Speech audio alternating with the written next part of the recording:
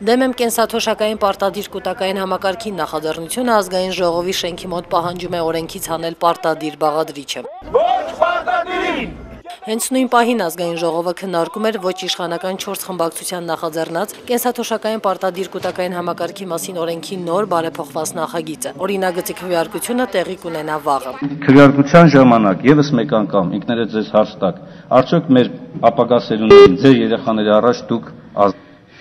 Նախաձեռնության անդամներն ասում են, եթե վաղ ազգային ժողովը կողմ չքվեարկի պարտադիր բաղադրիչը օրենքից հանելուն, իրեն կդիմեն ավելի կոշտ քայլերի։ Կվերցնեմ արձակուրդ իմ հաշվին, կգնամ կնստեմ տունը, չեմ վճարի այն հարկերը, որ միջև այսօր վճարում էի։ Ակցիայի մասնակիցներին պատգամավորներից ընդառաջ դուրս եկավ միայն Հայ ազգային կոնգրես խմբակցության քարտուղար Արամ Մանուկյանը։ Մենք առանց ժողովրդի աջակցության